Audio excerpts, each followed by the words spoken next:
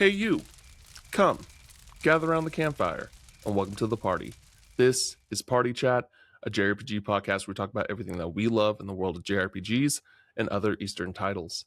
I am one of your hosts, Cameron Hawkins, and with me, as always, is my party partner, Kevin Ketson. Kevin, how you doing? I'm doing pretty good today. I know you've been having some fun with the snow. I haven't had that over here, but we did get some very aggressive wind last night, and I actually woke up to finding out a couple things fell down. Not disastrous, but there's going to be some outside work to do pretty soon here. Oh, okay. Well, I'm sorry to hear that. It happens. But no. It decided to snow really hard yesterday overnight, and good thing I don't drive to make money for a living. That's exactly what I do, everybody. Yep. So I didn't get to work yesterday, and it snowed more overnight last night. But the skies are clear now. You know, like I can see the sky again, and so I'm hoping that I can go out tonight. But the big issue is that my house lives on basically on a hill, like a mountainside. Yeah. So I have to go up hills to get to my house. My car cannot do hills like when it comes to the snow. So I'm really hoping that someone's able to drive through today just on a whim, like someone that just has one of those snowplow trucks and can just clear the road a bit. Because my friend, it's weird too, because my friend has a sedan like I do, much older sedan than I do, and his car doesn't have 4-wheel drive. His car can go up hills no problem. And I'm like, why? Like how? You know what I mean? I don't know cars well enough to understand it, but so really hoping that in the next 6 hours I can, the roads have cleared up a bit, and I can actually go out and drive. And worst case, I just have my car parked downhill for the night. If I can't make it back up or something, not ideal, but a man's got to make money. But outside of that, I did a few things. Because this is going to be a pretty light news week episode, everybody. So we have time to talk. You know what I mean? I did look back and listen through some of the early episodes to try and figure out when the whole cadence was the same. So Party Partner was from Go. As always was added in I want to say somewhere between episode 10 and 15. And then later after that is at some point, because I kept on listening, I'm like, no, at some point the cadence that I do now is what it's been for the rest of the time. For sure. There's that moment it solidifies.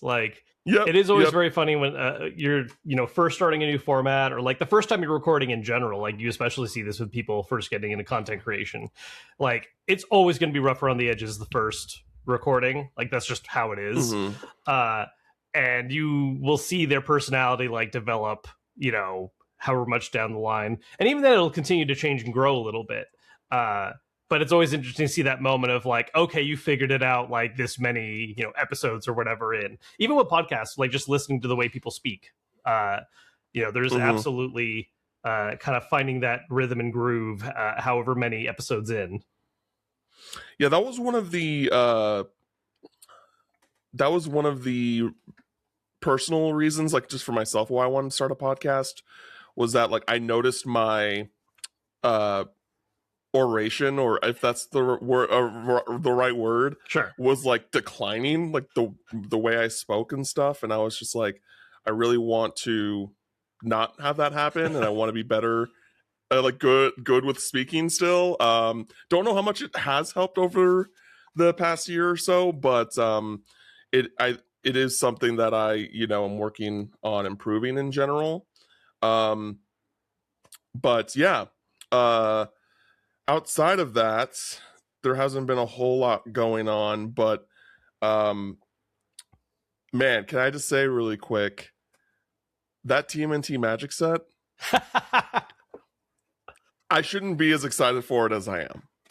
But there's a lot of good stuff in that set. Well, I think you were specifically saying like, oh, I was like literally building a deck where ninjutsu is like a useful thing, and this whole set is basically nothing but ninjutsu cards. It's not nothing but that's one of the central like pillars of the set, is a lot of that happening and cards that support it.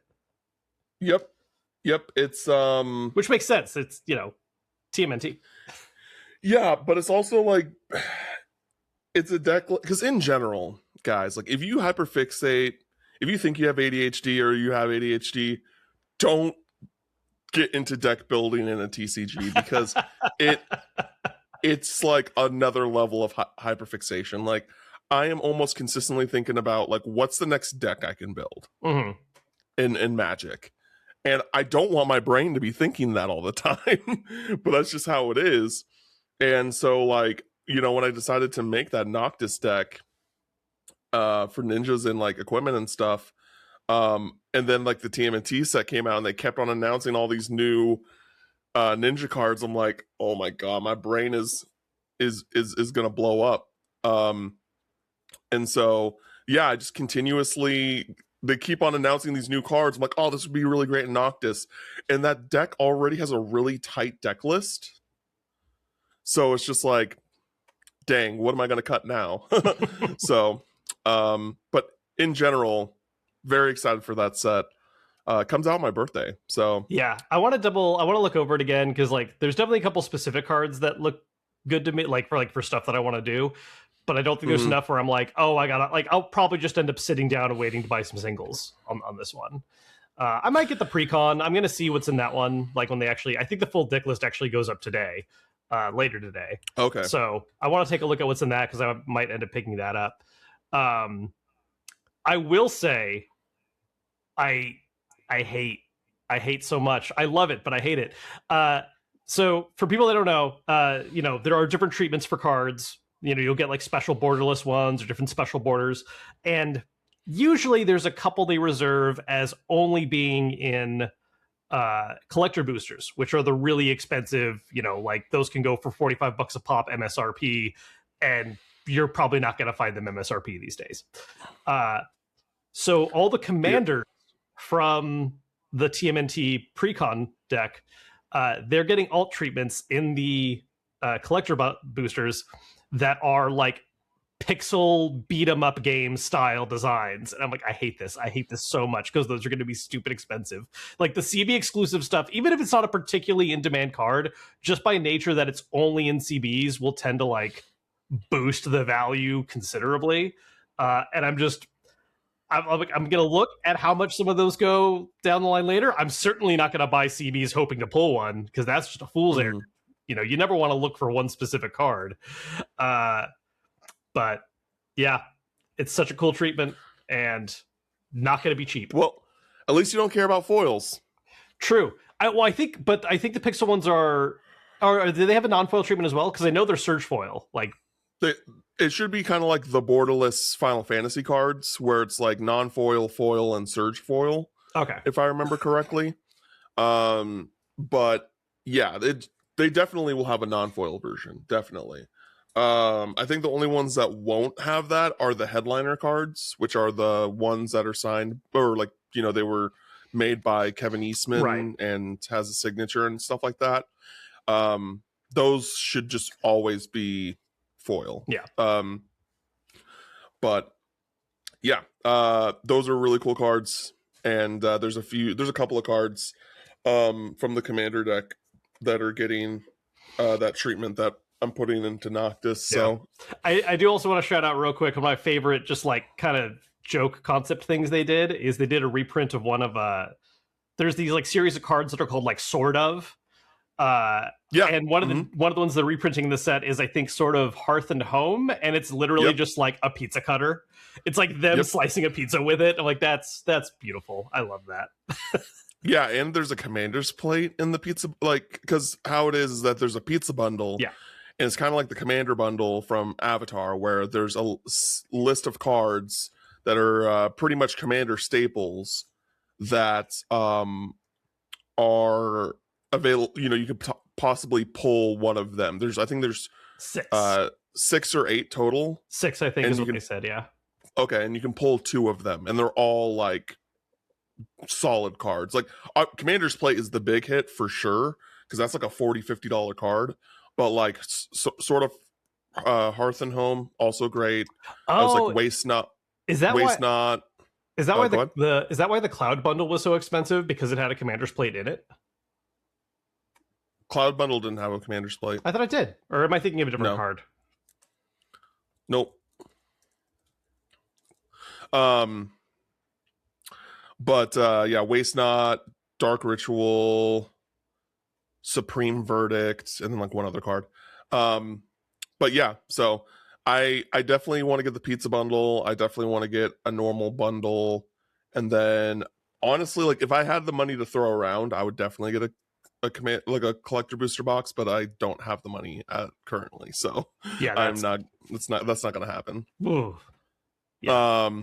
But I still do. I think I talked about this on the bonus episode. Like I do want to eventually go back and buy a Doctor Who booster box, collector booster box, because I never like really opened that set, and Doctor Who's like my favorite show. So I just like really want to just open one of those just to be able to be like, yep, I opened one. And also just really good set with really good reprints. So but anyway, again, pretty light news week this week, everybody. Not a whole lot going on, but we do want to go over one thing before we get into housekeeping. You can kind of say, you know, a precursor to the housekeeping, if you will. So our topic of the show for this week is going to be on is like Pokemon present predictions. It's very likely that there's going to be a Pokemon Presents announced or just dropped on us on Pokemon Day, which is next Friday, the 27th. If that does happen, which we expect it does, we are basically in the mindset right now that we're not recording next week's pod until next Friday after the Pokemon Presents. So we are like basically like taking a risk. We're just going to do it. We're just like, so, you know, that don't expect it to happen.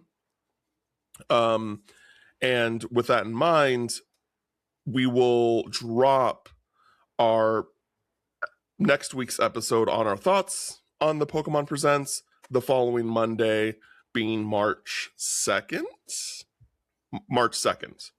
So for those curious about any of that, just wanted to like be clear and let you know that like, hey, this is like what our mindset is. So like regardless if there's a Pokemon Presents that happens on Friday, we're recording the episode on Friday and then it's going to go out on Monday, and if we have to adapt, then we will adapt. But for right now, we're assuming, just because historically every Pokemon Day there's some sort of Pokemon Presents.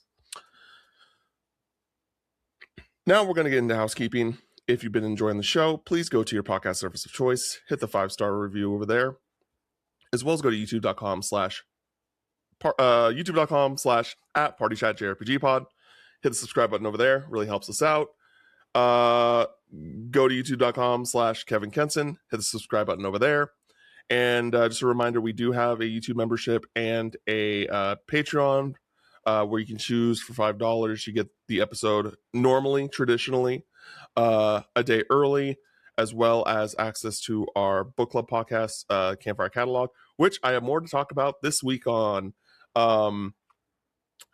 And there was one other thing that I wanted to mention that I do not remember. Oh, we did record a bonus episode. We did have some technical difficulties with the audio, but the audio has come back to us. Yeah. And we're going to get that episode up for the YouTube members patrons. Hold on. I got to shout out here real quick. This was not normal audio issues. This was Riverside lost our audio, and I had to talk to, and they helped at the end of the day. This isn't me being like, to hell with Riverside or something. Like, they did help, but this was not us like, oh, we did a funny goof. No, it was me downloading the file and going, that's weird. There, you see, you hear where that audio is supposed to be? Yeah, that's not there.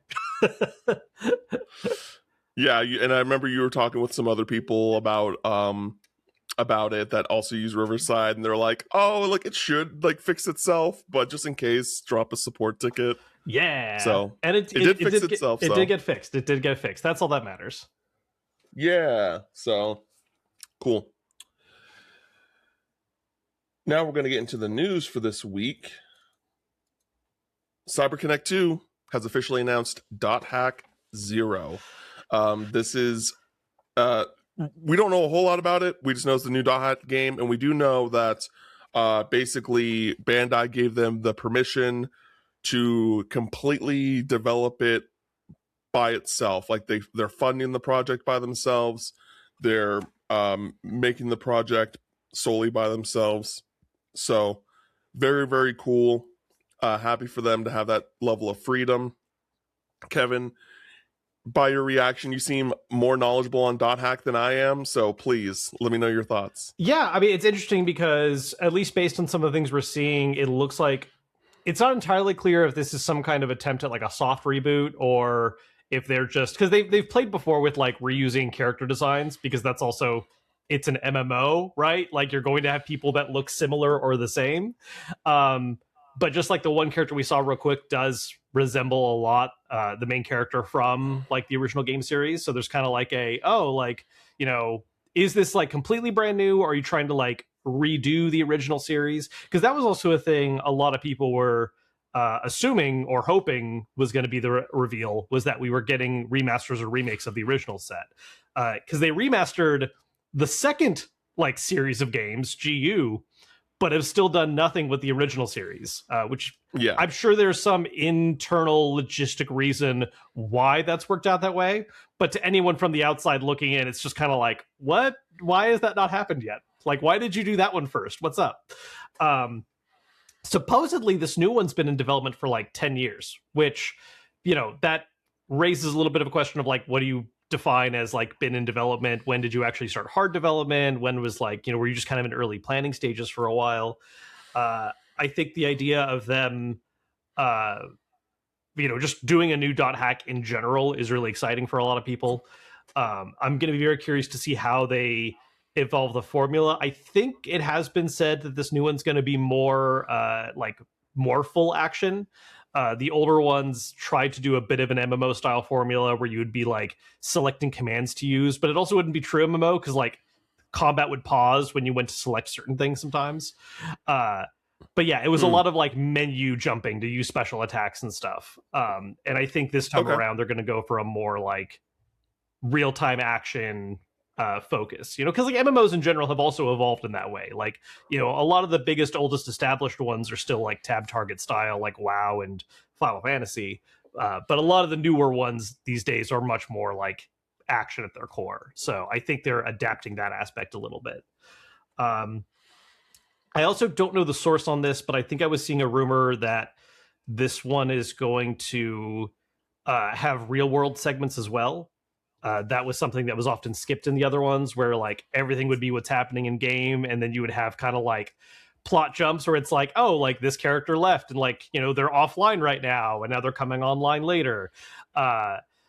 It sounds like this one's going to have an element of like, oh no, you're going to do stuff in the real world as well, jumping between in and out of the game. So that's going to be interesting to see how that's incorporated for like the storytelling and such. Honestly, it's just like .hack was a cool thing back in the day, and I have hopes that this is going to be like a good chance for them to bring it back. Hopefully this also does maybe lead to like a remaster, because I don't necessarily need like a heavy remake of the originals, but so many RPGs now have been made available on current platforms for accessibility reasons, like, giving people a way to be able to try this stuff. It'd be great if that got a similar treatment where there was a current platform version of those, so people could try that version out. Yeah, no, this is a series I've wanted to play for a while, and I would really love that original trilogy to also be ported. Yeah. And I do have the new one, the more recent one. I got that physically on PS4 somewhere in my collection. The GU like remaster collection. Yeah. So I'm curious to see how things turn out with that game, because like you said, it's been in development for 10 years, but like, what does that actually mean? Especially because you didn't really show much. Like, it still sounds like, in the sense of like where development matters, you're seemingly pretty early. Development matters sounds negative. We just don't know. But you know what I mean. Yeah, we're seeing a little snippet, and we don't know really where they are actually, because I don't think they even give they didn't even give a window, right? They were just saying, "Hey, we're making this right now." I don't think that there is a window. Yeah, so we don't know if this is next year or 3 years from now. It's just like, this is a thing that's being worked on. Yeah, I would hope sooner than later, especially because I think, they announced it right now because of the anniversary, but clearly they were probably also working on this as part of the anniversary. And so I'm sure the original plan, however long back, was to try and have that coincide. But yeah, we'll see. So apparently there was an interview with Famitsu where the CyberConnect 2 CEO Hiroshi Matsuyama said that the title .hack 0 reflects the messaging of, quote, restarting .hack from zero. Yeah. And has no connection to the .hack 0 light novel series. Apparently it takes place 10 years in the future. I assume that's from where the original trilogy left off, or from where .gu ends. Like, not sure, they don't say. And so yeah, okay, it's a, we'll see when more drops. Like, I'm definitely, it gives me more reason to be like, hey, I should like probably get started on that .hack series, huh? Yeah. How long are those games normally? Oh geez, I played them way back when, and so I definitely wasn't playing them like properly on top of my stuff. I had that like teenager focus. I don't remember how long it took to clear those. It's also the kind of thing where, because of how certain optional content works out, you could absolutely soak like a lot more time in total. Let's see if there's like a rough estimate online. So it looks like, is Last Recode the entire collection? Yeah, so it looks like it's 52. Well, it's broad. It's 52 to 128 hours. Because that's all 3 GU games and all of their like bonus content in general. So like that adds up very quickly. Yeah. At least like the original ones, like looking up, say, what was the first one? Yeah, so like .hack Infection was like 20-ish hours, 30 if you're doing like everything. It looks like most of the original ones were about 20 hours a piece, with like an extra 8 to 10 hours of side content. Okay, that's not bad. That's not bad. Yeah, well, I mean, they were knocking those out fast too. That was like a yearly thing for a bit. So yeah, like, is it the same main character throughout all the games, or is it like, for the original quartet? Yes, the 4 games that originally came out, Infection, Mutation, Outbreak, and Quarantine, I think, are the 4 negative names. Those are all the same main character, and then the GU trilogy is a different guy. Okay, cool, interesting. Yeah, and you think that this one's going back to the original character?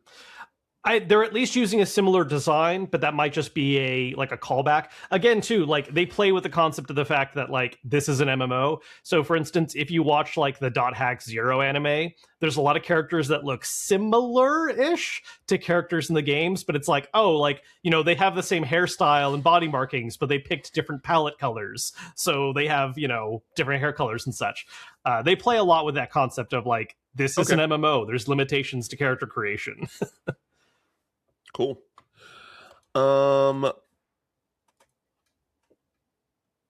Bloodstained, the Scarlet Engagement creative director Shutaro Ida dies at the age of 52. He was in a year-and-a-half battle with cancer, developer Art Play shared. They did make a statement. They said, hold on 1 second.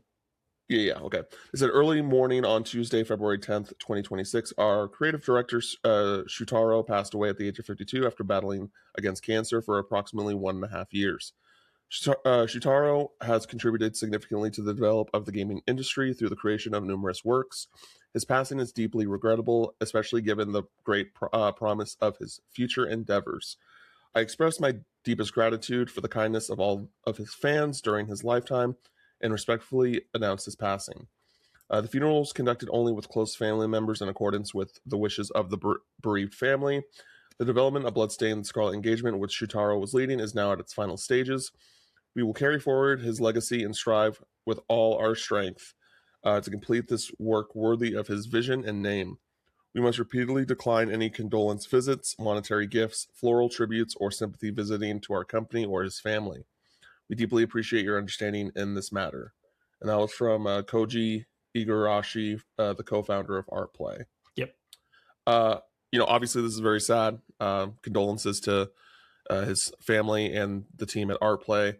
I just wanted to, share that information. Yeah. And also worth highlighting, it's, some folks might assume this, but you look up this guy's career. This isn't just this is the guy that ended up working on these later ones.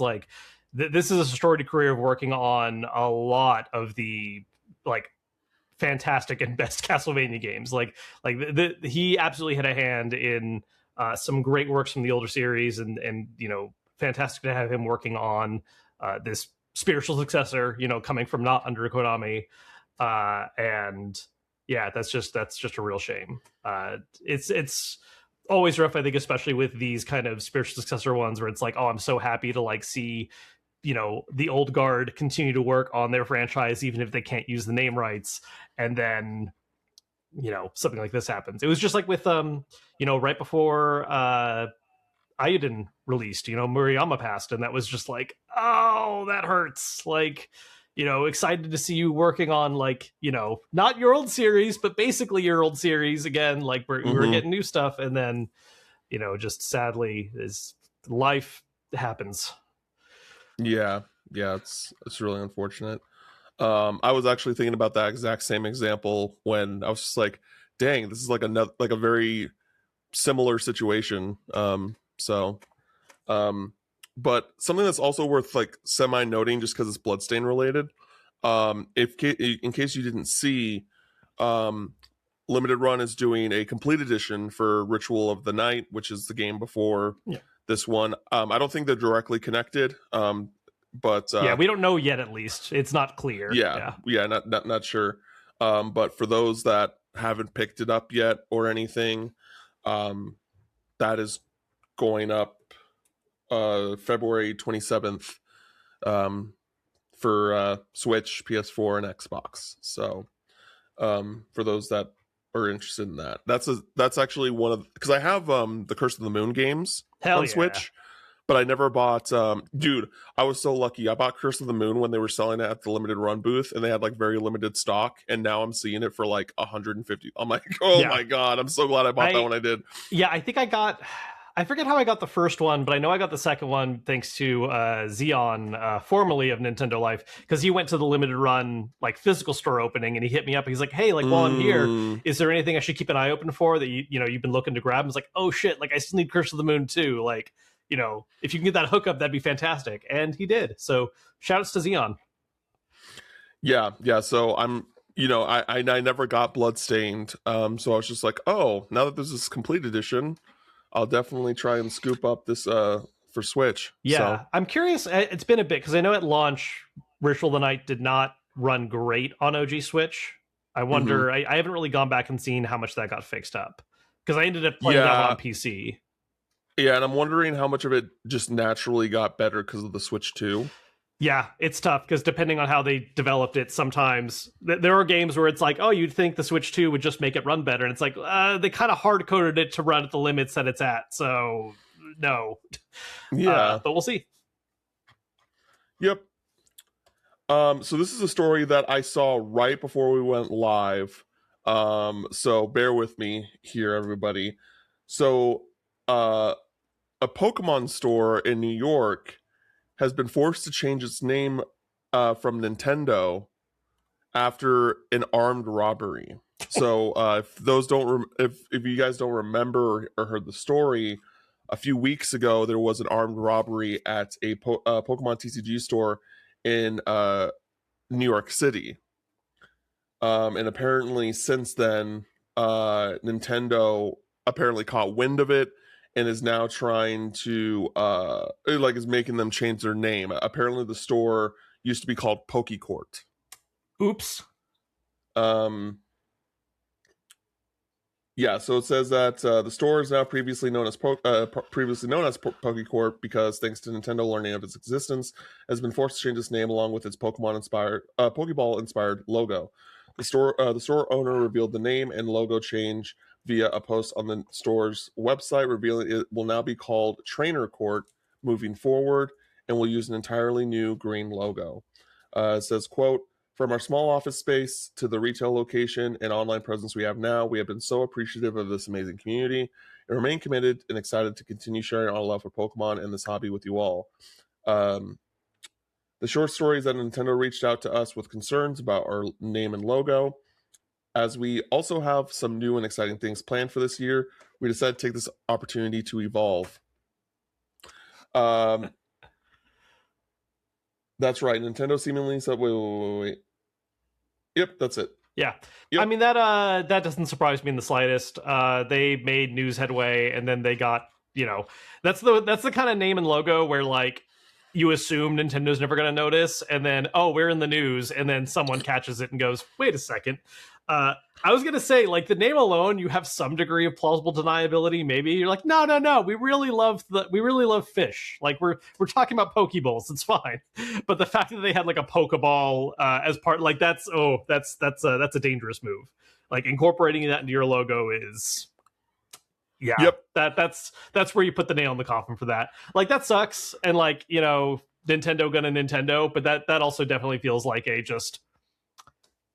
what did you think was going to happen if that, yeah. You know what I mean? Like, it just, like, you got caught with it. Yeah, and it's not like that they, like, gave them a fee or anything like that. Yeah, they were just like, hey, yeah, you got to change it. You got to change it. Yeah, the only cost is whatever it comes for them to, like, update their registration and, like, buy a new logo or whatever. Like, yeah, cool. Yeah, exactly. The rest is just a couple of quickies for the week. People of note, a new indie JRPG is launching on April 7th on everything: PS5, Xbox Series console, Switch 2, and PC via Steam, Epic Game Store, and Microsoft Store. It will sell for $25. This is an Annapurna Interactive game. If you are someone that's not particularly knowledgeable about the indie scene, if Annapurna is publishing it, it's almost a guaranteed banger. It's almost a guaranteed great game. And so I wanted to share that.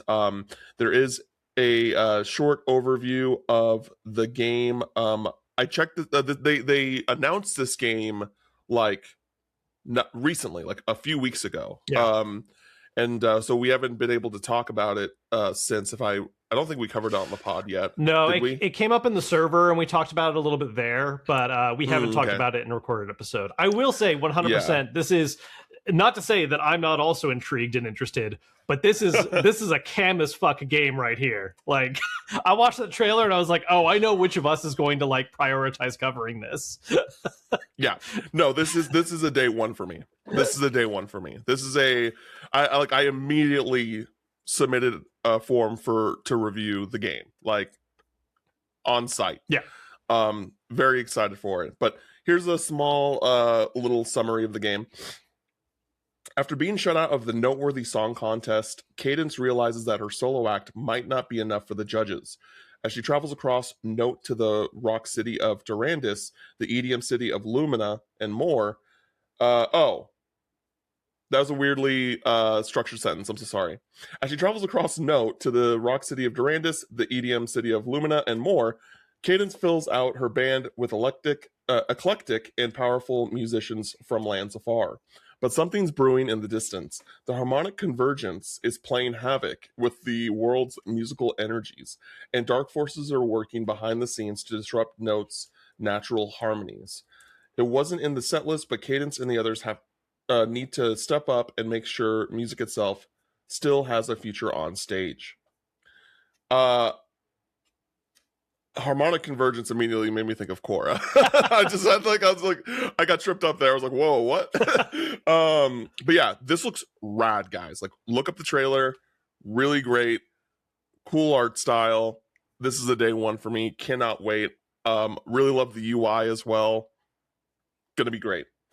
At least I hope so. And then I think that's it.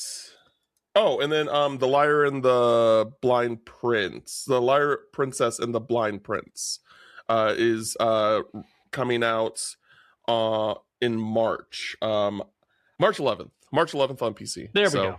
Got it. 3-1-1. Yeah. Okay. Now we're going to get into what we've been playing. Kevin, do you have an actual update on Yakuza Kiwami 3, or did you want to wait another week? Yeah, I think that's going to be one where I'm going to wait until I really want to, especially because, I've made it no secret that I have like a little bit of hater energy going into this one. I want to like be done with it before I share thoughts on that one. I will shout out real quick, not an RPG, but I did also play through Creasel. I don't know if you really looked at this one. It's one of the new like Blumhouse produced games, published games. It's first person shooter, but like in the vein of like, BioShock, maybe a little bit like kind of the first person view Resident Evils. The big selling point of it is that you basically create your ammunition by draining your own life. So your only resource is health, and you use that to fuel all of your weapons. And it just has this very awesome looking art style, really good level design. I had a great time with it overall. A bit too easy. I think like this is one of those games where you kind of have to check it out on a higher difficulty right away to actually like feel the survival horror aspect a bit more. Little rough around the edges in places. I think it could have used a few more enemy designs. Bosses are kind of fine. Like, I definitely had more trouble surviving hordes of enemies than any of the bosses. Those were all like first try, no big deal. Just like not particularly complex. It's like, oh, he's doing the big wind-up attack. Move to the left. Keep firing. Done. So like, yeah, the boss fights were kind of whatever, but awesome art direction. I think it's just a cool little game. Definitely recommend checking it out if you like that genre. For like, single player first person shooters, we just need more of them. I don't care about multiplayer. Cool. I don't know that game. I will look into it. I will say before I move on to what I've been playing, I did just get a code for Yakuza Kiwami 3, so I will be checking that out this week.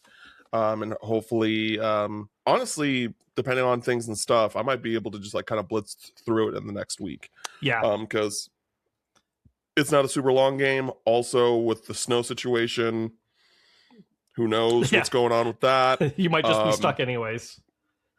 Yeah, I might just be stuck home, which really can't afford, but it'd be like that. Yeah, I hope I can finish Kiwami 3 by next week. I do have another game I'm playing. Yeah, I'm playing other stuff too. I can't talk about yet, so we'll see. If I can make the time for everything. It has been a minute, but I have finally gotten back to The Legend of Dragoon. Hey, it's been a minute. Like when I looked at this, Kevin. When I looked at the save, our shame. I know. When I looked at the save and saw the date of when I last saved this game, I was like, I thought I was being gaslit. I thought the PS5 was gaslighting me. I was like, there's no way I haven't played this game since July. Kevin.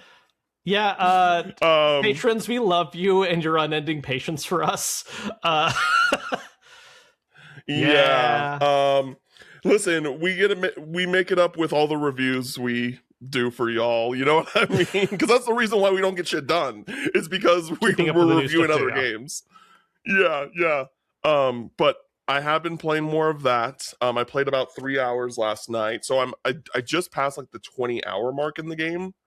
And let me tell you, feels like I've played double that in length. No, like the game is a time warp in that way. Like I genuinely enjoy, like there are things I very much enjoy about Legend of Dragoon, but it is a game that feels longer than it is.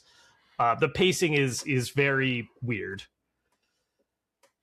Yeah, and like one thing I will say, and here's the thing, I do really like the additions mechanic and how like you basically it's just basically like QTE timing, right. And if you do it all perfectly, you get the SP for your Dragoon form, and then you like it's just like volcano or whatever.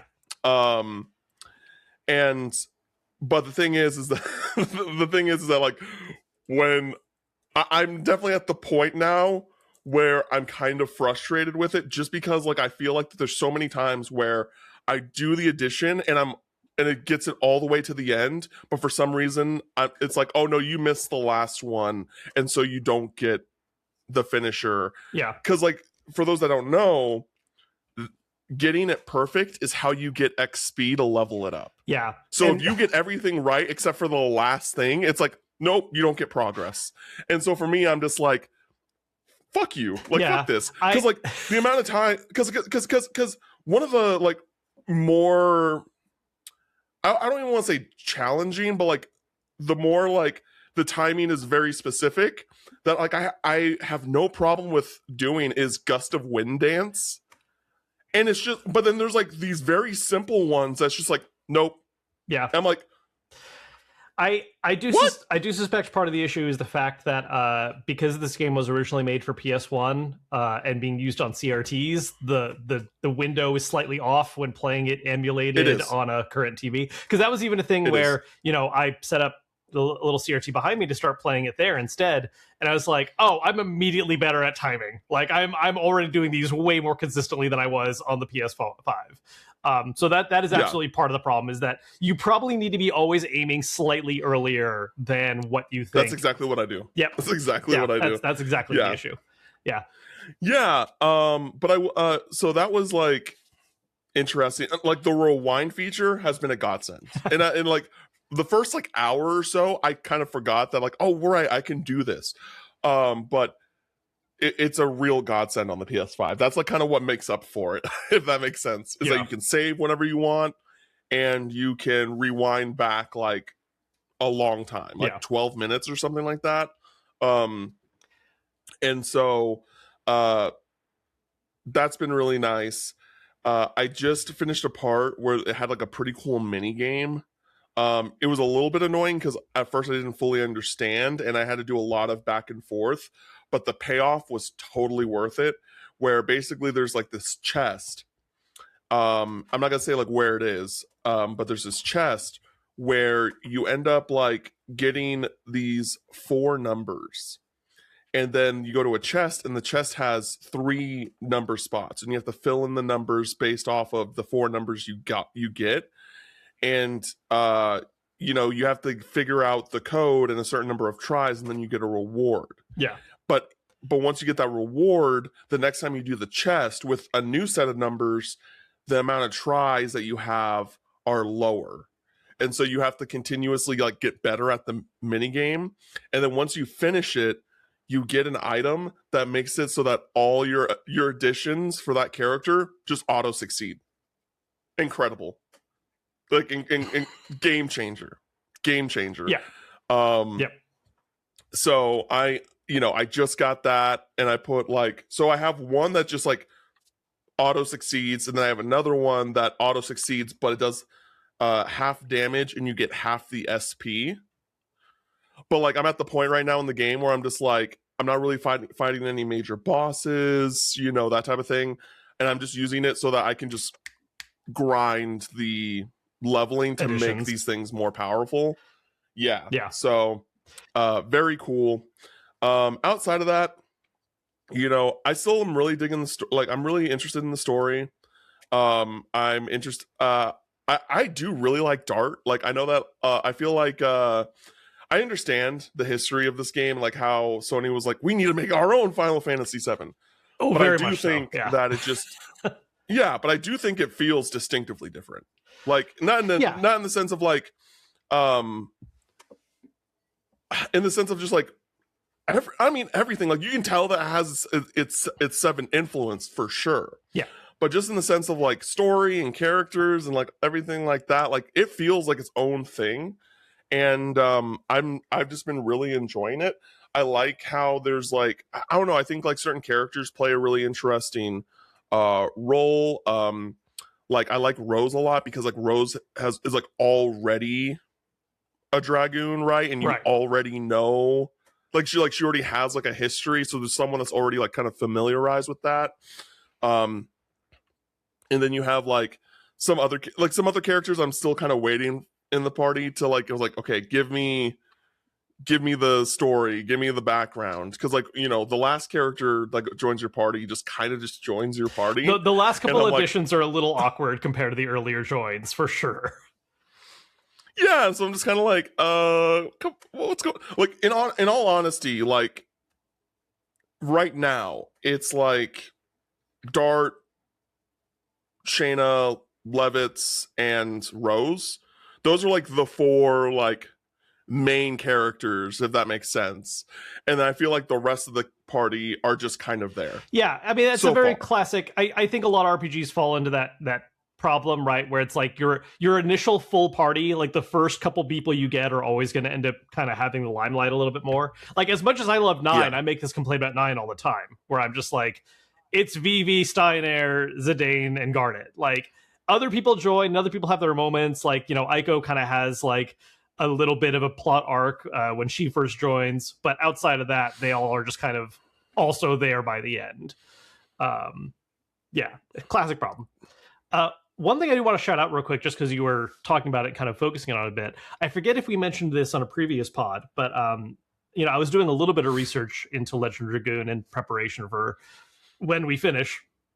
And something I didn't realize, you know, way back when I first played the game originally, the director for this game, his credit list in games is pretty short, but his other big contribution is that he was part of the battle design team for Super Mario RPG. And so it's very interesting to have that context for like, oh, the addition system is him evolving on like, okay, we had timed hits. We had like, you know, get your critical or get your like successful block in. So now I want to make a game that, you know, dives into that a little more. And you actually have like a combo system where timed hits are much greater focus. You know, for getting like your actual damage up. Just a really interesting thing to go like, oh, this guy did that battle system, and then when he's given a game to direct, that's what they lean into like immediately for the combat. Just, you know, really highlights, I think, why that game was designed the way it was. Yeah, that's interesting. I mean, it's definitely like an evolved take, or like just like a different take on approaching that. And I do really like it, and I would love to see like a similar, because, you know, obviously like you can make comparisons to Expedition 33, but I don't think it's like a one for one in any sense. But I would really love someone to like do a more obvious like take on that mechanic nowadays. Addition specifically, that'd be really cool. Yeah, because we have a few timed hits games. Like, I think Expedition 33 absolutely, you know, has timed hits as an inspiration. Sea of Stars was another one where like, I mean, they were clearly trying to be like, we're having Mario RPG mechanics like added in here for how special attacks work. Yeah. So, yeah, but overall, like, very glad to be back at Legend of Dragoon. I'm hoping that that sticks around, because also, like, didn't talk about in the beginning of the podcast where we talk about non-JRPG things. Overwatch has me by the fucking throat. Like, absolutely got like I've been playing Overwatch every day since the new season's dropped. Like I'm obsessed. I'm obsessed, dog. Like I was just like last night I was like, oh, like I have time to play Legend of Dragoon, but I really want to play Overwatch. But anyway, be clean, be free. Cool. You can do this. I believe in you. No, that'll never happen. I love Overwatch too much. I also want to talk about East 10 Proud Nordics. Right. Yes. We both got codes from NIS. Thank you, NIS, for sending codes our way. And admittedly, I haven't finished it. We got it. It was a pretty quick turnaround. And I've already played the original East 10, and then Kevin's playing it for the first time. But I did check out some videos once the embargo went up to kind of get an idea of what this is really offering. Because, it's kind of, on paper, it's kind of doing the Persona 4 Golden, the Persona 5 Royal kind of vibe, right? Where they're re-releasing new content, that type of thing. That being said, I checked out Brandon's video, Just the Gems, friend of the show, because he played through it all. And from what I learned from watching his video is that this new content could have been just paid DLC that was added to the original. And apparently the reason why Proud Nordics exists anyway, to begin with, is because the new content specifically wasn't working well on the Switch. And so they did Proud Nordics so that they could do a re-release on Switch 2 with the new content and everything like that. The content that they wanted to be in the game from the start. Right. And it's basically like 2 islands that have like specific content. They're not particularly connected to the main story. It's like Karja's cousin is like one of the main characters on one of the islands. And then the other island is kind of like a post-game dungeon. And so both of them are like optional, right? You don't really need to do either of them to get a better picture of the full story. And just, again, speaking for myself, as I've said before, like I was and am not in a real rush to replay through East 10. Like, I enjoyed it. I think Karja is a really great character. I think that it's a good game. But if you were someone that has played East 10, but and you're looking at Proud Nordics, I would say that it sounds like you do not need to do that. Yeah, it kind of sounds like if you waited the first time around, cool, here's like a more complete picture to pick up, but otherwise not really a priority. Maybe to pick it up down the line, just to like play it again. But this isn't like, oh man, like a whole new plot arc that's, significantly, adds to the experience. Like it kind of just sounds like, yeah, there's more stuff. Yeah. I did play the first, I got through like the first full chapter. Mm-hmm. And like, it's very introductory. Solid. Yeah, very introductory. I recall you talking about some of your thoughts with the game back when you reviewed the original version of Nordics. And like, my experience at East is somewhat limited. There's only like a handful I've played. This feels like it's kind of on the like the more it's fine end of the spectrum. Like, not bad by any means, but I don't know if it's going to be like a priority one for me either, where I'm just like, yeah, this plays solidly. Like the co-op mechanic kind of thing is interesting, controlling both at once. Yeah, I would say that, like, because I've played, for context, I've played East 1 and 2, I've played Memories of Solseta, I've played Oath of Felghana, and I've played 10. Yeah. So I've played 5 of them. I just need to play 8, 9, 6, and 7. 5 has never been ported or localized. And I would say that it's probably the best of the 5 I've played so far. But like I do really like the first East a lot. And I like the general story of East 1 and 2 together. Yeah.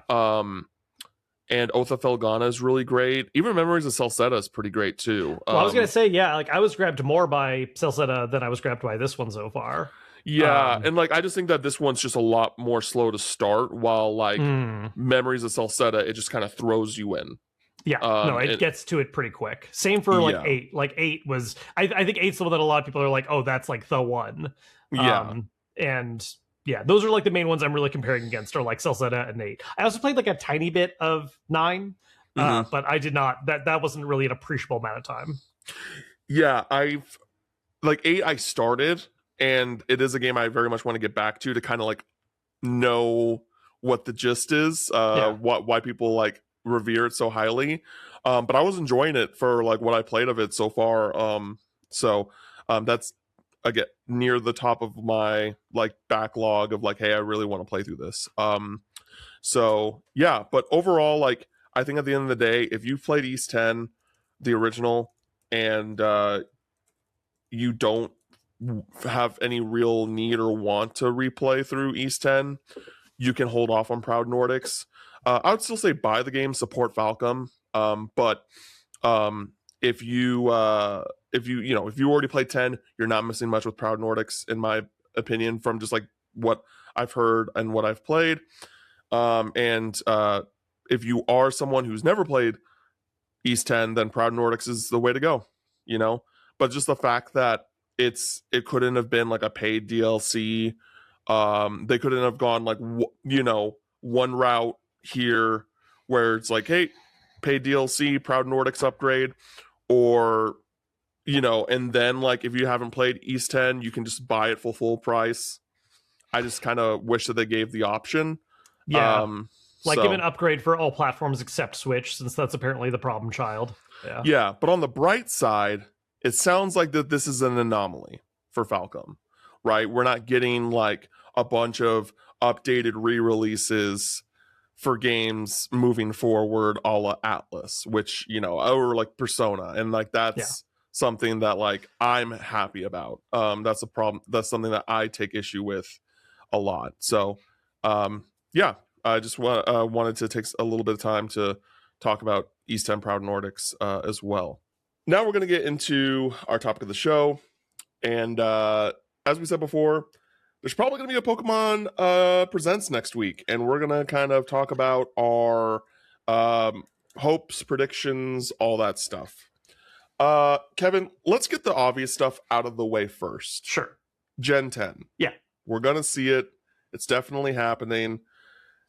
I think the big question right now is, how deep are they going to go? Do you think we're going to get like just a small like video package showing off environments and that's kind of it? Or do you think we're going to get something where like last gen we got the live action trailer that even showed off the starters, which was a big surprise, as well as a little bit of what I said previously? Or do you think that it's going to be like a much more significant thing, and like they're not going to go into the nitty gritty, but they're going to show a lot? You know what I mean? I think my minimum expectation is we get some kind of like hype reel reveal trailer, right? Like a minute and a half trailer where you see some landscapes, environments, you see some Pokemon in motion, not necessarily like in combat, but like them on the field. I feel like a starter reveal is pretty, like, I know that's not a guarantee with like first reveals in Pokemon games, but I think that's like a pretty safe assumption that we'll get those as well. And then they'll drag out revealing later evolutions and such. But I think we get like a minute to minute and a half trailer that's kind of more just like a hype reveal type deal, and then not nitty gritty, but maybe we get like a broad strokes presentation on just like, hey, here's why this one's going to be different from what we've done in the past. We've had the leaks before that have already kind of revealed some of the newer gimmicks and ambitious ideas going into this new one, which at least based on those was called Wind and Waves. And I don't think they'll go on the full nitty gritty, but I think they will kind of be like, hey, this is this is the pitch for Gen 10. Like, here's what this one is doing different from before, and why, you know, this is going to be a big anniversary title for the series to, like, come on and get back in on this. Yeah, I do want to respond to that, but very quickly, we do have some breaking news. I saw you typing, and I was like, all right, like, something's going on. I'm going to finish my thought, but what's happening? What's the breaking news, Cam? We officially have the voice of Amy the Hedgehog for Sonic the Hedgehog 4. Any guesses? Zero. Kevin? None. Not a single one. I want you to make I need you to do an educated guess. This shit matters to me. Yeah, and I've told you so many times, I don't think about this shit. I don't know, man. Who'd they pick to voice? Oh my god. They casted Kristen Bell. Huh. Okay. Which, I love Kristen Bell. Yeah. But we could have had Stephanie Sue, damn it. Yeah, she was the perfect pick. And that's who I know you wanted. I could absolutely picture Kristen Bell, but yeah, this is all you're going to be thinking about now for the next week. It really is. It really is. No, it really is. I'm mad. Like, again, I love Kristen Bell, but like, we could have Stephanie Sue. Because, like, have you seen oh my god, there's a movie that came out like a few years ago where it's like basically like a girls trip movie, but it's all Asian girls. I haven't seen it, but I do remember seeing trailers for it. I think I saw a few highlight reels, but I haven't watched it in entirety now. Yeah, after seeing her reel, like, I mean, she has some comedic chops in Everything Everywhere All at Once as well. Yeah, but man, I was just like, she should be Amy the Hedgehog. But anyway, Joyride is, by the way, the movie you're thinking of. Joyride, great movie. Everyone should watch Joyride. But yeah, anyway, Gen 10. Yeah, you know, I've talked pretty extensively about my thoughts on like Pokemon and how it's evolved over the years on this podcast, and I don't particularly love the direction that they're going with this based off the leaks that we got, like these kind of procedurally generated islands. It just like that's just not Pokemon to me, and it just kind of like takes out the magic of like, oh, this is the region, because like people can have their opinions about their favorite regions and stuff like that. I've been seeing a lot of like Gen Z takes on Pokemon recently, and I'm like, I need y'all to like y'all can't have your First Amendment rights when it comes to Pokemon. I did see that post from you, and I was like, what is the context for this? Like, why did you feel like, what compelled you to be like, I have to put this out right now? Not only are they just saying wild shit, they're also just like shitting on Johto. Oh yeah, no, Gen Z hates Johto. Yeah, no, that's the thing. I know a lot of people who joined Pokemon later, and they specifically hate Johto. Yeah,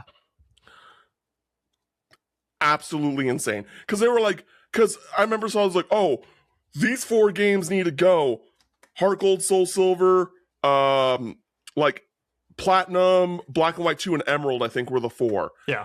And the dude was like, without a doubt, Heart Gold and Soul Silver. I'm like, what are you on, dude? What are you saying? Yeah, it's and the same dude comes up on my feed. He's like this white boy with like glasses and like hair, blonde hair, like that. I don't like his hairstyle. Anyway, and he's just. He is a Gen 4 Glazer, and well, I wouldn't say a Gen 4 Glazer. He's Gen 4, he's Gen 5, he's Gen 6. Like he said Gen 6 is the best generation of Pokemon or something like that. Because any like I know that you disagree with me here, but he's talking about like how like great Omega Ruby Alpha Sapphire is, and I'm like, okay.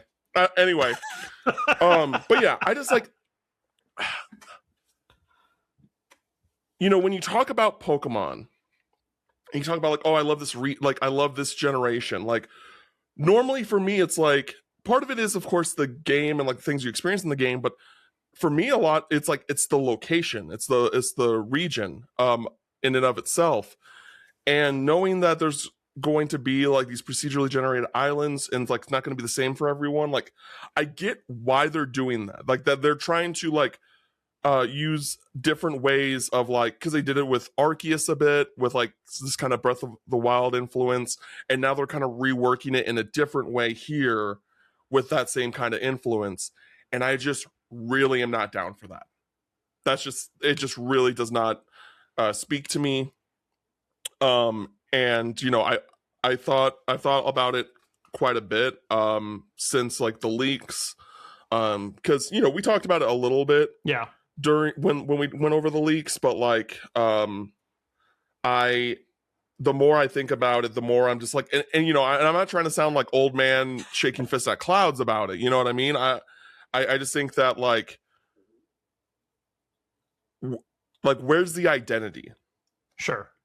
Right. Like if the identity is just like you get to have your own kind of unique experience because of these procedurally generated dungeons, I'm like, okay, or not dungeons, islands, like, okay, that's not what I go to Pokemon for. That's not what I want from Pokemon. Yeah, I mean, I think some of this is like I need to see the actual final concept, because like, yes, the leaks did give us a lot of general ideas of like what they are doing, but I oftentimes find that even when leaks are accurate, they're always an incomplete picture. And so I really want to see like the actual full extent of this when it's revealed. You know, how much is like procedural versus handcrafted? Because I will say, in general, I'm not a big fan of procedural either. Especially in my RPGs, there's a lot of games where they'll try to sell like, oh, you know, you have a lot of variety of things you can do. I think one of the biggest examples of this in recent memory is Starfield, right? Because like I really liked the handcrafted stuff in that game. I thought like the faction quests were really enjoyable, and the handful of actual handcrafted planets were like solid. And then a big sales pitch they had was like, oh, you know, all these other planets are procedurally generated like per your run, so no two people's like universes are going to be the same. And it mostly ends up translating to you'll land on a planet, you get one of like, you know, 5 stock biomes, and oh cool, there's a mine here and it's slightly different from the other 7 mines I've been to. Great. But like, you know, that's an example I think of where it's done poorly. I think there are ways to like mitigate the weaknesses of that, but I just need to see the actual. I need to see what they're actually going for here. You know, I need to see the final product, I think, before I try my best to like take each of these as they come. But I totally get where you're coming from on like this initial like I don't know, man. That's not why I'm here, at least, you know. And like, yeah. Different strokes, different and there folks. are like, yeah, and there are, you know, several aspects as to like what I am, like the reasons why I am and I'm not here for Pokemon.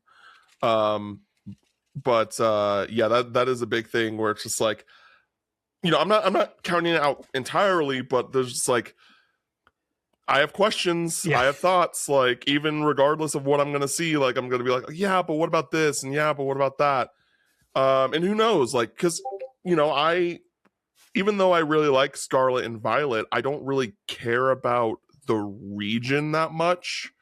You know, I didn't really like the school stuff was like, why does this exist? Right? Like the school setting, like they just didn't need to be there. But like it did for the type of game that they wanted to make and the type of region that they built for it, right? But it's just like, even though I liked the game overall, because I liked my experience like exploring the region based off like how it's designed, like I wouldn't say that like Gen 9 is like, you know, a top 4 or 5 region for me. It's just like, you know, I had fun playing the game, and they're like they made some changes that I liked, some changes that I didn't like.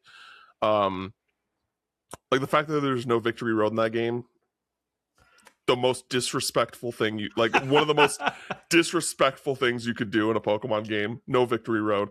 But yeah, so I you know, I'm curious. I want to see how it all looks and turns out.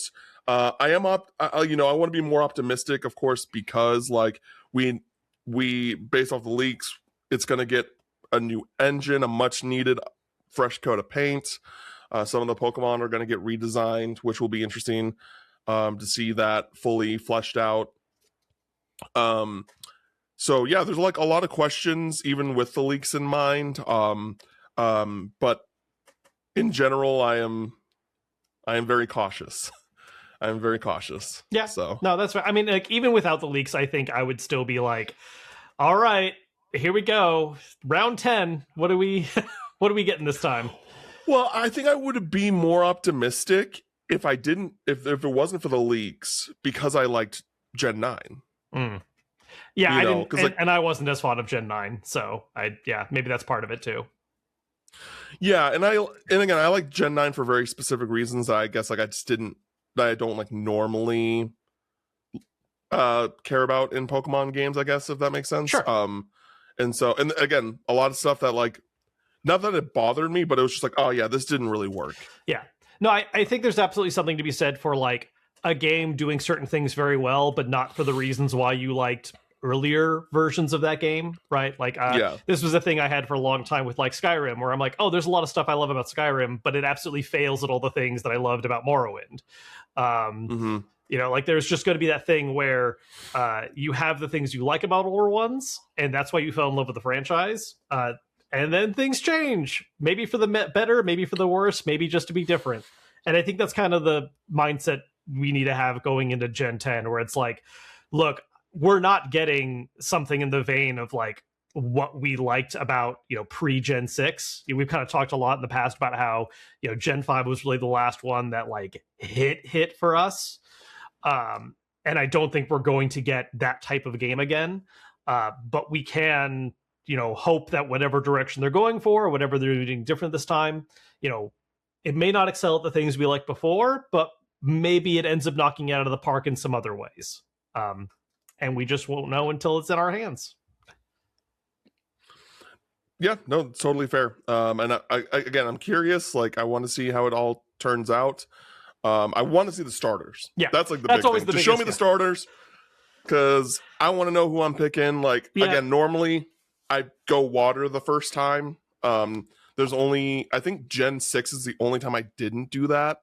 Every other time, the first time I played first time I played through a new gen, I always pick the water starter. And you know, some I've retroactively changed, right? Like, I don't pick Mudkip anymore. I know Mudkip is a favorite for people, but I actually like Mudkip, well, like that evolution line the least of Gen 3. Yeah. And then Gen 4, I don't pick Piplup. I pick Turtwig. And then I also pick Snivy, I guess, in Gen 5, because Gen 5, all their starters are stinkers, dog. I like Snivy. Oh, I like Superior. I just mostly for the name pun, but like I actually just do like Superior design wise. But I would agree, Gen 5 is probably my least favorite like set of starters. The biggest thing, honestly, is like I can't wait to see the starter designs, and then I'm going to get irrationally mad when we see what they evolve into. Just without fail. Every gen it happens. It's not for all of them necessarily, but it's just always a thing where I'm going to see a final design of a starter and just be like, damn it. Because like you always have like a hope in your head of the direction they might take it evolution wise, and then it's just not where it goes. You know, the cat's going to goddamn stand up. I know it. Yeah, no. Keep your quadruped starters quadruped throughout the line. Do it. Cowards. Don't change them. You weirdos. Like, thank you, Chikorita, Meganium line. You know what I mean? I think Typhlosion, is Typhlosion technically bipedal? Typhlosion's, I mean, it's like one of those animals where they can be bipedal, but like it kind of works either way. Yeah, you're gonna it's like a bear, right? Like it's gonna drop down on all fours to chase something, but it can stand up and like, you know, yeah. Because it's based on what, like honey badgers or whatever, right? I don't know. I don't know what Pokemon Cyndaquil is based off of, or what animal. Sorry. Yeah, yeah, I mean, Cyndaquil himself is supposed to be kind of like mouse-ish almost, but they absolutely take it more in like a badger direction as it evolves and gets like bigger and meatier. Anyways, Cyndaquil is based off of an echidna hedgehog. Yep. Yeah, echidna or hedgehog. Yeah, because that's why the flames come out of the back. Interesting. Yeah. Yep, interesting. This is going great. we're not going off on a bunch of tangents. So, anyways, aside from Gen 10, yeah, I think the next thing I want to tackle is a big rumor that I've been seeing circulate a lot that to me feels very much made up.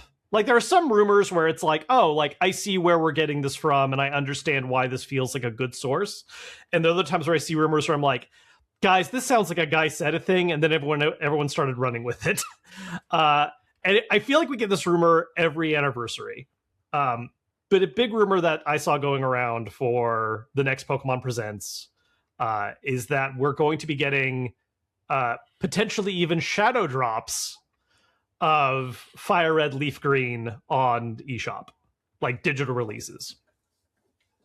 Not through NSO? Not through NSO. No, individual releases. Which, to be fair, no Pokemon has been on any NSO. They have not. That is a series that has not shown up on NSO at all, as far as the main lines, at least. I don't think even any side games off the top of my head have shown up anywhere. I mean,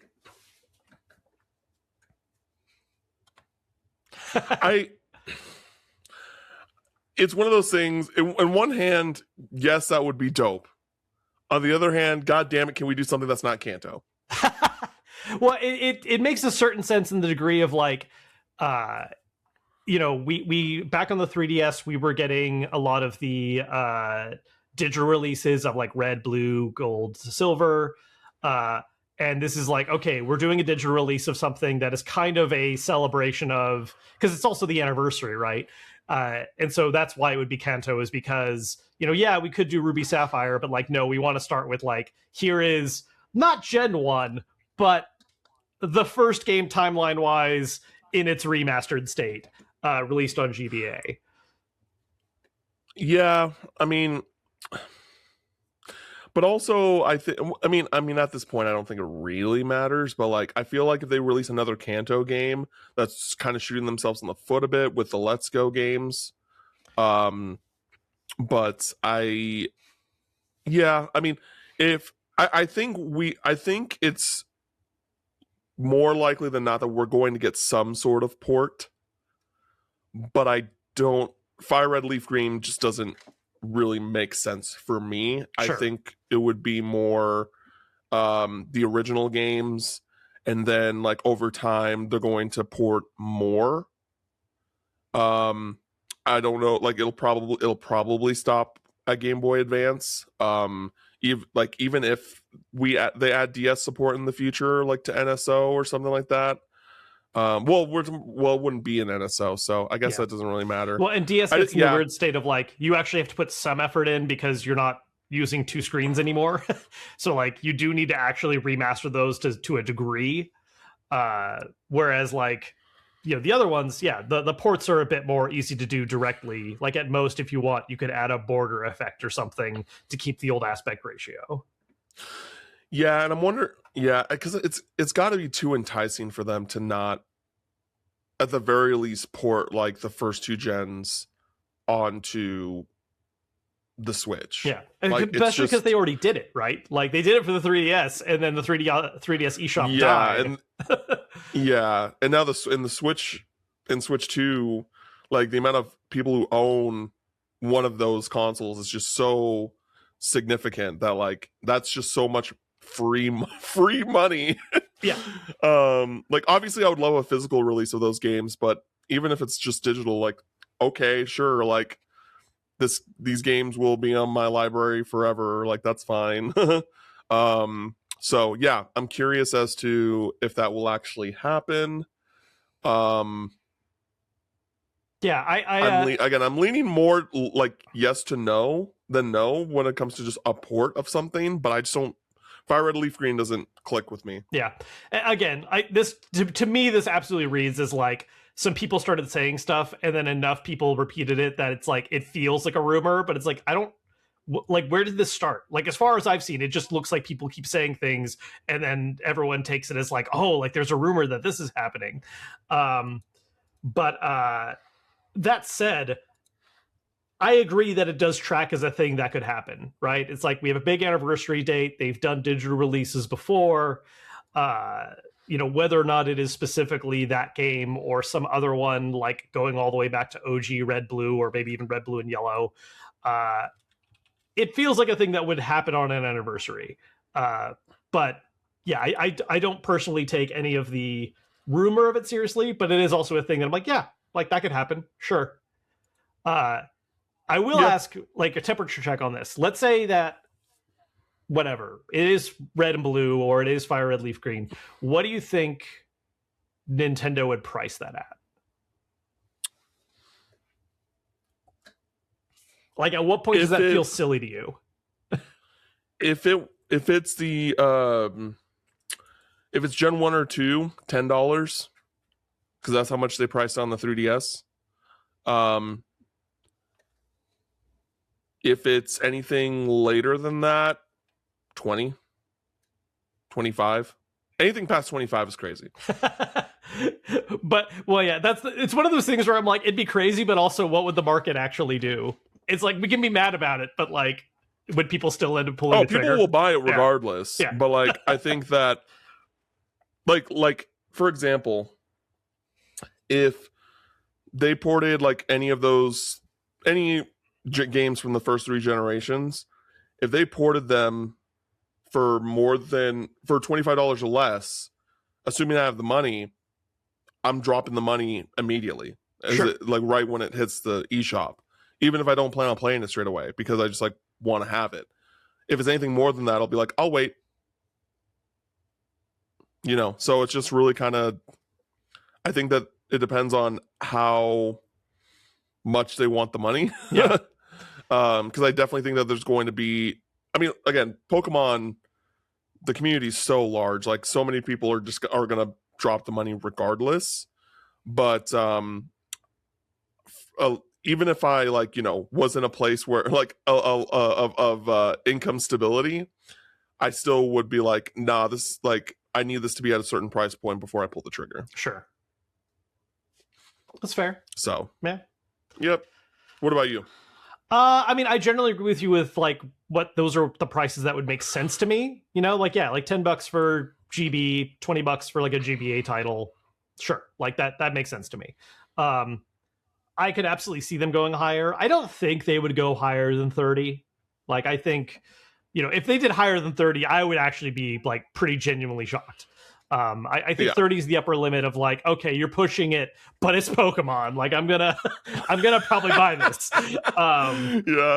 Yeah. So like that's kind of where my temperature is on it as well. It also depends, maybe like, if they offer some kind of bundling option or something for these, if it's real in the first place. Yeah, that's my vibe on it. Cool. Yeah. So like, let's get some obvious stuff out of the way. We're gonna get like Pokemon Cafe remix. We're gonna get Pokemon Sleep, Pokemon Go stuff, all the mobile, all the mobile stuff. Pokemon Unite, we'll probably get a few new character announcements there. Would really love like, if we got any of my favorite Pokemon in there.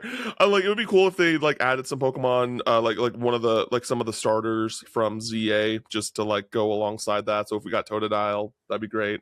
Chikorita or Tepig, right? Tepig. Yep. Who chose Tepig? I will say, as much as I'm a Tepig hater, the new Mega Evolution, I was like, all right. Like, I'm kind of like that boost. They gave him some points that he didn't get before. I still didn't pick him, but see the Totodile Mega Evolution, and again, I don't really care for Mega Evolutions. Would have been so much cooler if like it wasn't like an attachable helmet. If the helmet stayed down all the time, stayed down all the time, it would be great. But instead, it does the weird, really good. Yeah. I agree.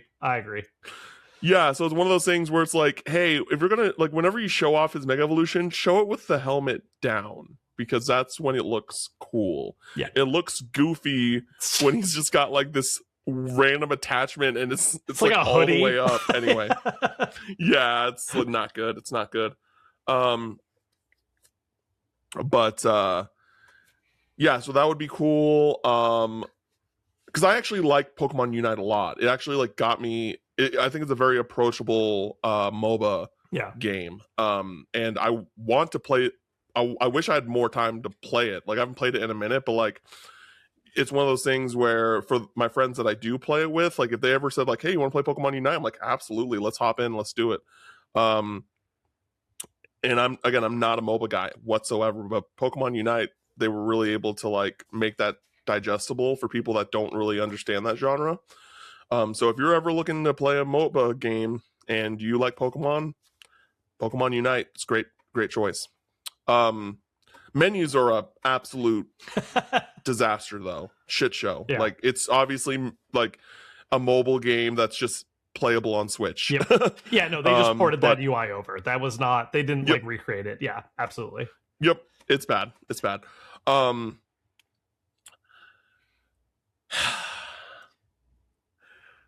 Do we get a new Pokemon pinball? That's where I'm at now. Cam, what are you talking about? We are getting a new Pokemon pinball. It's already been confirmed. I hate you. For people that don't know, they revealed out of the blue, right? Like this wasn't attached to any kind of presentation or anything.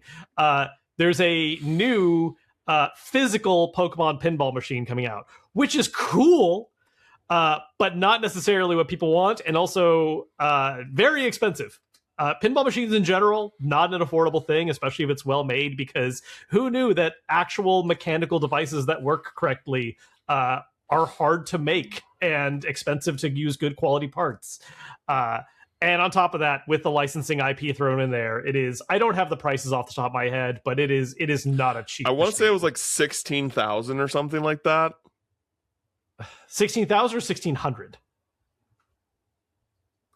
No, I think it was 16,000. Yeah, let me pull this up. Because 1,600, like if that's cheap for a pinball machine. Yeah, pinball machines are expensive. Let's see here. Yeah, so there's different. Yeah, because there's different tiers of it. There's a pro, a premium, and a limited edition. So yeah, the regular one is 7,000. Okay. The premium is almost 10,000. It's 9,700, and then the limited edition, that one's 13. Okay. So yeah, it's not as bad as 16, but definitely still big number.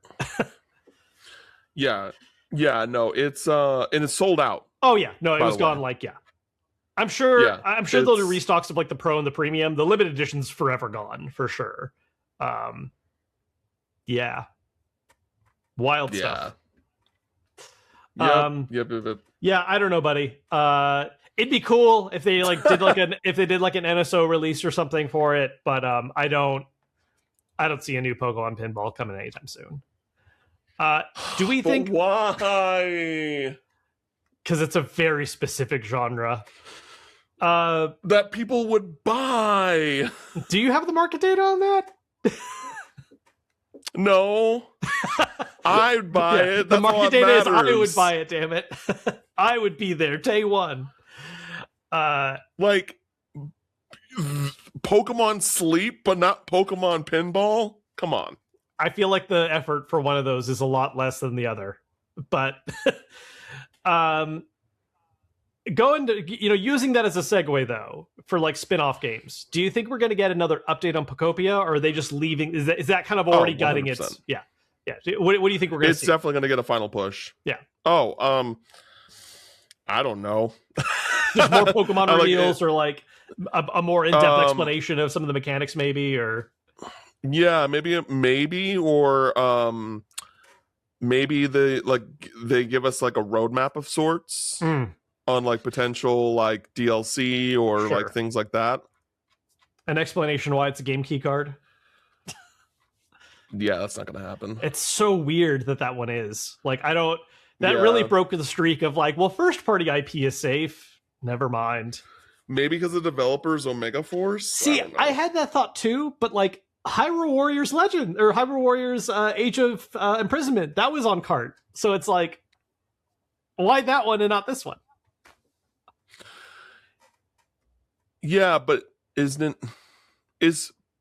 Pokopia technically a Nintendo published game? Oh, is it purely the Pokemon Company and like no Nintendo? That's a good question. Well, okay, they at least on Wikipedia, which I'm using as a very quick way of checking this, it lists Nintendo as the worldwide publisher of Pokopia. It does not list it as like the Pokemon Company. That is interesting. I don't know why they decided that. Yeah, it lists Pokemon Company as specifically the publisher in Japan, but worldwide is Nintendo. Yeah, that's weird to me. Yeah. Yeah, but yeah, we'll probably see that again. Another game that's probably going to get an update and maybe some like more hard info on Champions, right? Like that's a thing that is happening this year, right? Like that still doesn't have a hard date, does it?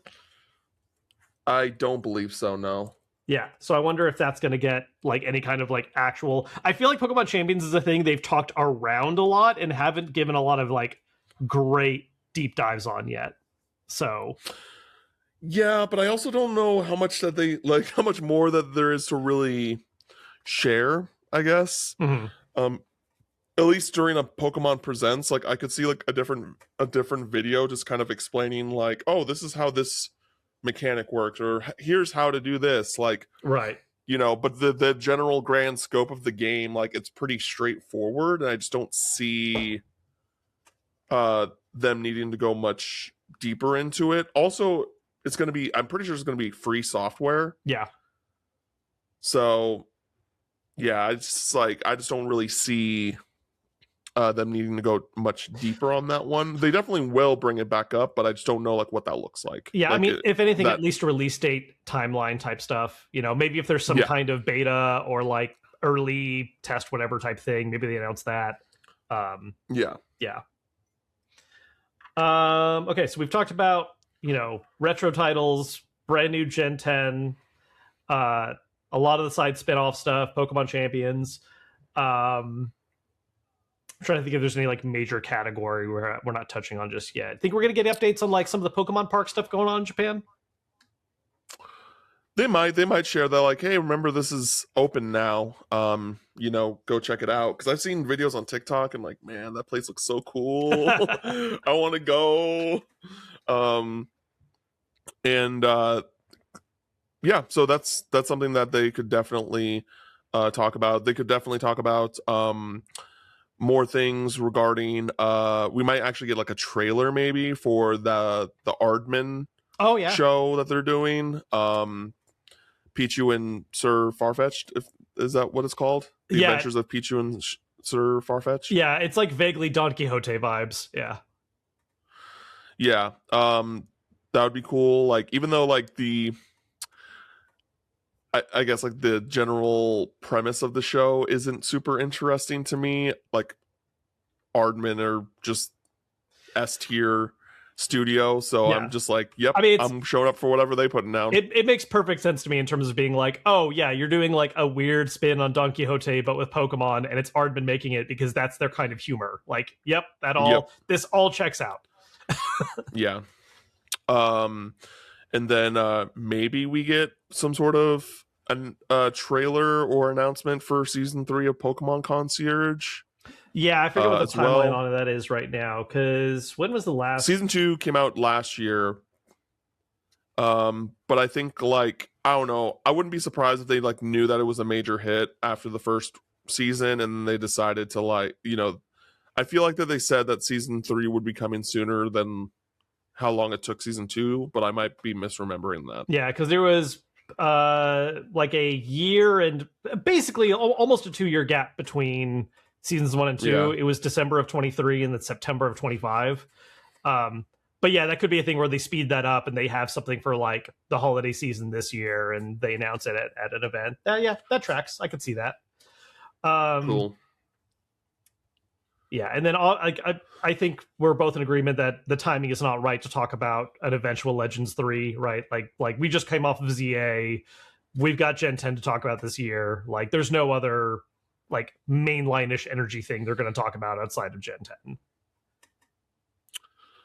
10. Yeah, and like I don't know, I think a lot of people are in the mindset that we're not even going to get they're not doing remakes anymore, and we're not going to get a Unova remake.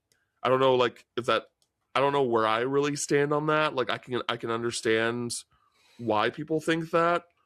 I certainly wouldn't see it this year, is what I'll say. Oh, it wouldn't be this year. It'd be next year at the earliest. Yeah. But even in the like leaks, right? We didn't hear any mention of a Unova remake. Sure. So yeah, I mean, leaks are not always again, like you never know the complete full context of like, you know, it's always possible that stuff was stored elsewhere, or, you know, maybe that's just in such an early phase. You never entirely like it's leaks are always a great look at things, but I try my best to never assume that they are the totality of what's happening, because no, it's not it's not a totality thing. It's just like, hey, like a lot of people were already thinking this, and then there's a leak that happened to not have any information. So like, it's not like, oh, this has to, you know, this has to be the conclusion, but it's something. It is either a coincidence or, you know, maybe it's not happening. Yeah, or at least not in the kind of tempo people want. And yeah, and also one of the things that we slightly mentioned last episode, but didn't have like the full answer on, is that the Rev Noir team is Ilka, which is the team that worked on Brilliant Diamond Shining Pearl. Right. So the team that worked on the Sinnoh remake is working on a different project. Not saying that they couldn't work on multiple projects, but considering, as far as I'm aware, that is the last project they have done. They are also working, I believe I don't know if they're leading on it, but they're at least supporting on Champions as well. Like they're involved in that project. Yeah. So they're still working with Pokemon Company. But yeah, that is still like, that's a sign of that's what they're working on right now. And at the same time, I don't think there's anything that says because Ilka did Gen 4, they have to be the team for Gen 5. You know, there's other ways that can be handled potentially, but like I understand that being like, here's the most recent one we have to go off of as a blueprint. So, you know, how does that reflect for chances of another? Yeah. I agree with you. I think just another thing to kind of put into perspective too is that like, even though at least from our point of view and arguably just based off the leaks, like and other information that the Pokemon Company could be better about supporting Game Freak as a studio, I think at the very least they're aware that like, hey, they can't be doing like Gen 10, a Legends game, and a Unova remake. It needs to be outsourced somewhere else. They need another studio to work on those, like on one of those titles. So I think that even if Ilka is working on other stuff and they're not working on a Unova remake, there's some studio that is. If there were to be one, like if there is one in development or going to be in development, that needs to be outsourced to a studio that isn't Game Freak because they have too much on their plate already.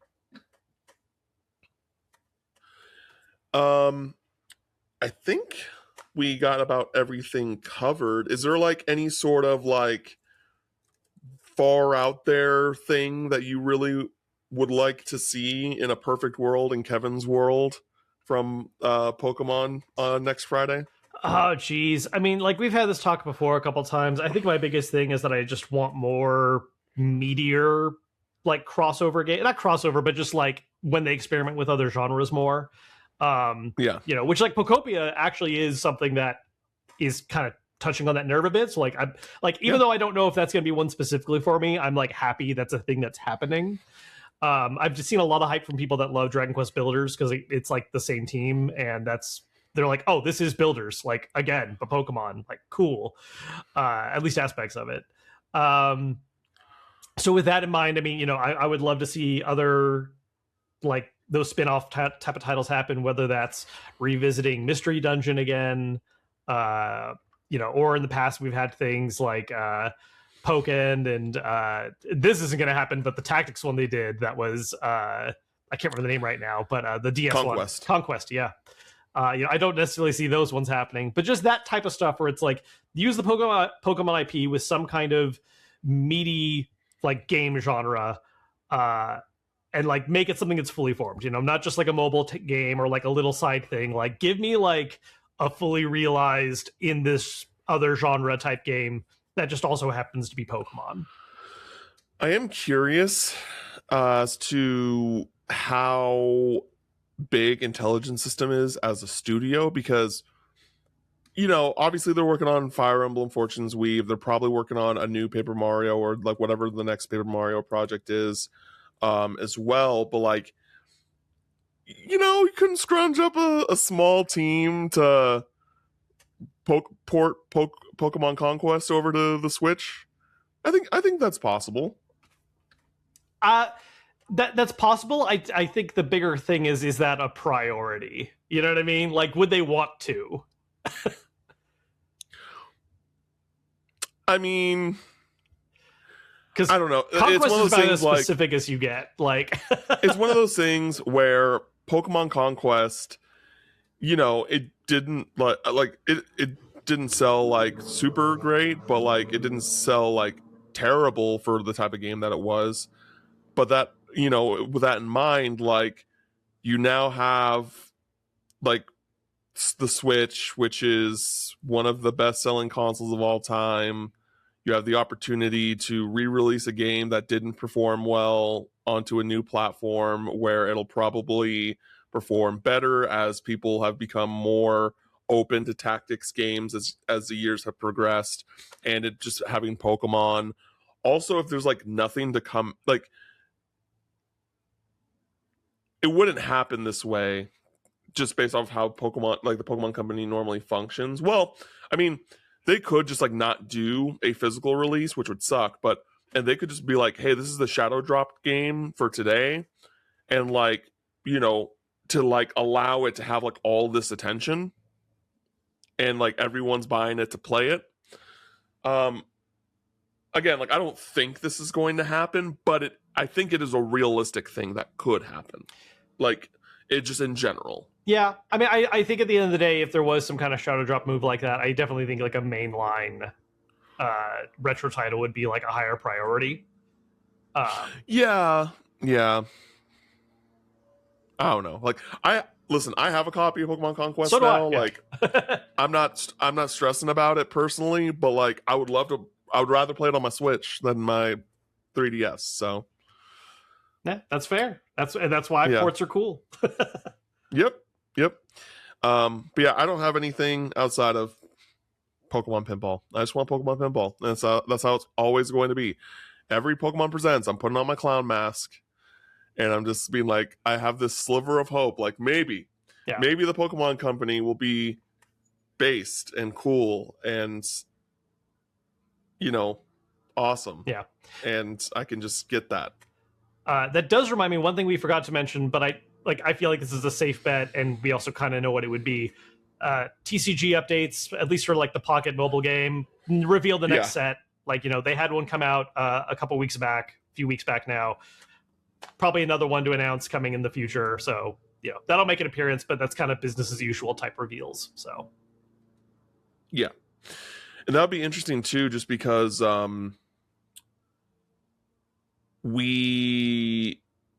because like how the TCG like and the generate, how the Pokemon Company basically like, how do I explain it? They base the video game scheduling more around the TCG than vice versa. Right. All the other products that they can make as a result of the generation coming out. Yeah. So I'm curious as to like what the TCG actually looks like, considering that they're, if I remember correctly, they're adding on one more year than normal. Yeah. Gen 10's been a year longer wait. It's been 4 years instead of 3. Yeah. So it's just like, what does that look like for the TCG for that extra year? Sure. Like, are you going to do like, like a set that has like a bunch of good reprints for the TCG, kind of like how Magic does that every now and then, or are you, are you going to do a set kind of like 151, but do it for Johto now, where it's like all Johto focused set, which I would eat that shit up. Would love that. You are the target demographic for that exact thing. Yeah, 100%. That would be really cool because that set was extremely popular. The 151 set, people are still like just buying packs for that set specifically. So yeah, there's definitely some interesting things that could happen with TCG as well. Also, TCG, the World Championships is in SF this year. I plan on going. Oh, neat. Yeah. Yep. I'm like, this is the closest I'm ever going to be able to go. And me and a friend of mine thought about going to Anaheim last year. And when we saw the sick ass merch that they had there, I was like, damn, wish I had that. And so I was just like, we're definitely going for San Francisco this year. Nice. Because don't know the next time it's going to be in the US in general. So anyway, I think that about does it. Kevin, do you have anything for the people before we dip out? Not today. All right, everybody, you can follow me on socials at CamFinalMix, and you can find Kevin on socials at Kevin Kenson. Thank you, everybody, for listening to this week's episode of the podcast. And until next time, we'll catch you later. Later.